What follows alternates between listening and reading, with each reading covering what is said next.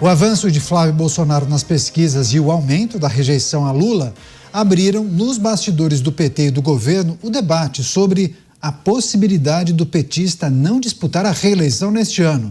Interlocutores do Planalto, que foram ouvidos pela nossa produção da Jovem Pan, confirmam que a substituição do presidente no pleito não é mais tratada como improvável, impossível. Os nomes de Camilo Santana e Fernando Haddad já são testados nesse cenário e são bem aceitos pela legenda para uma eventual substituição mais imediata. Chamar os nossos comentaristas, vamos começar essa rodada com Luiz Felipe Dávila. Dávila já está a postos, vai trazer suas análises e reflexões. Dávila, seja bem-vindo, ótima noite, excelente semana. Já nos bastidores, Lula sendo tratado como uma figura que poderia desistir do pleito eleitoral. Nomes já estariam sendo aventados, inclusive, dentro do Partido dos Trabalhadores. Bem-vindo. Boa noite, Caniato, Mota, Beraldo, Musa e a nossa querida audiência. Isso mostra como a eleição é dinâmica, Caniato. Veja só, Lula começou a cair nas pesquisas, mostrar sinais de fragilidade. E o que ele não quer é perder a eleição para Flávio Bolsonaro. Conforme esta nova realidade se afirma, Lula começa a pensar em ter uma desculpa para não disputar a eleição e terminar a sua carreira política não sendo derrotado por Flávio Bolsonaro. Isso mudaria completamente o jogo das eleições. Por isso, já começa a dar frio na barriga de Lula de que a possibilidade de perder, que parecia remota lá atrás, tornou-se provável, principalmente pelo alto índice de rejeição, fruto de um governo que causou o recorde de inadimplência e faz com que mais de 80% da população esteja endividada. Pois é, vou passar para o Bruno Musa. Quero trazer, inclusive, uma análise que o Bruno Musa, acho que foi um dos primeiros a discutir essa possibilidade, embora muitos dissessem, né, não, acho pouco provável que o PT lance um outro nome.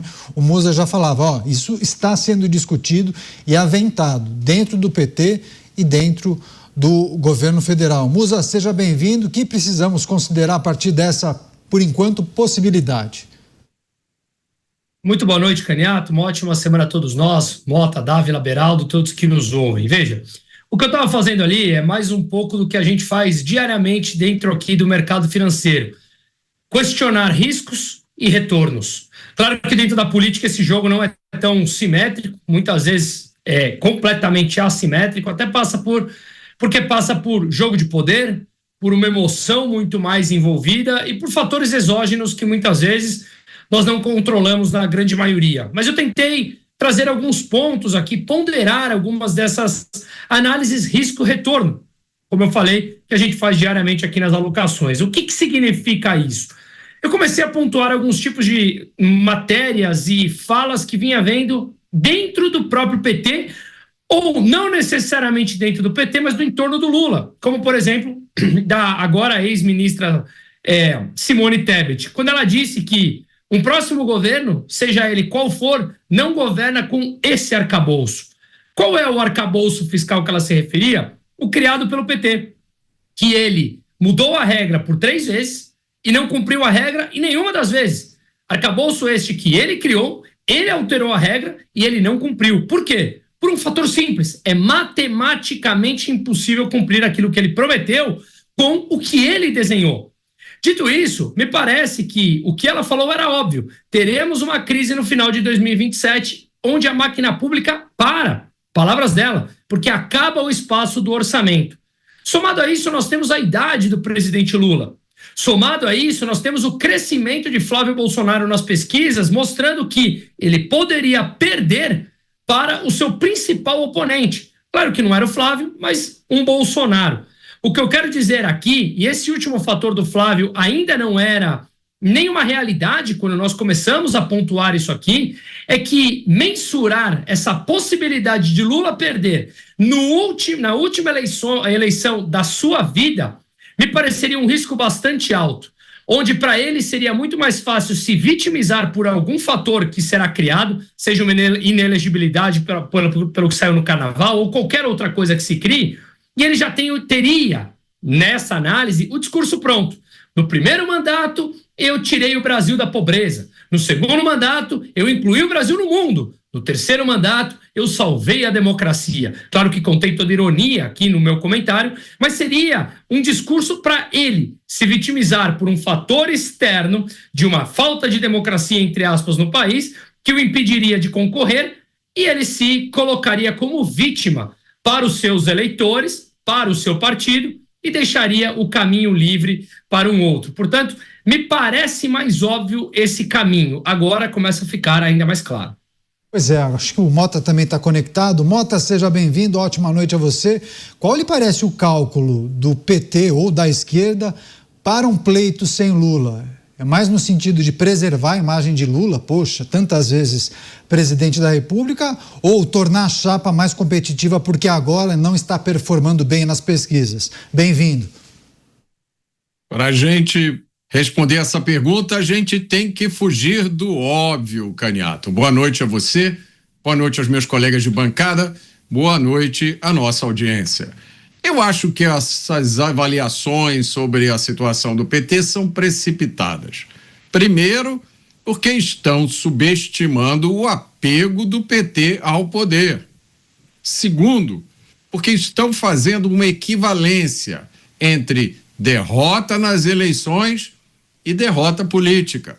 Mas essas são duas coisas diferentes. Em 2018, o PT perdeu nas urnas, mas como ficou comprovado depois, ele ganhou a hegemonia em todas as instituições. Então esse pode muito bem ser o plano B do PT. Deixa a direita ganhar, mas não deixa ela governar. É interessante essa análise do Mota. Deixa eu chamar o Cristiano Beraldo. Nós falávamos também sobre essa possibilidade nos últimos encontros. O Beraldo participou, inclusive, nos últimos dias aqui no estúdio em São Paulo. E o Beraldo também fazia reflexões a respeito das postagens, né, do presidente Lula, sempre vendendo uma imagem de uma pessoa muito saudável, que faz academia, que acaba participando de churrascos com a esposa, enfim. Uma vida além do gabinete, né, Beraldo? Dá para conectar também essas situações à possibilidade de ele não disputar? Bem-vindo.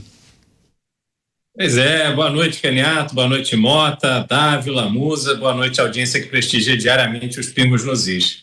Realmente, Caniato, falávamos na semana passada, né, e eu manifestava essa minha preocupação ou constatação de que, em geral, quando se começa a postar vídeos de uma pessoa que já está aí nos 80 anos de idade, fazendo exercício, sempre querendo passar o vigor físico, isso mostra uma preocupação do lado deles de ter uma imagem de um candidato que está gozando do pleno vigor físico. E a gente se pergunta, mas por que isso virou um assunto? Por que isso virou uma preocupação? E, em geral, a gente vai descobrir que quando essas coisas acontecem é porque quem vive na intimidade, ali no convívio diário do candidato, está vendo que ele não está bem.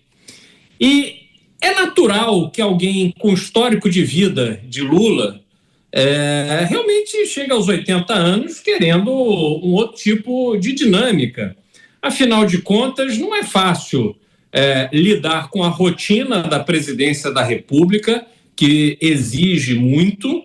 Não é fácil lidar com os efeitos colaterais de um tratamento de câncer.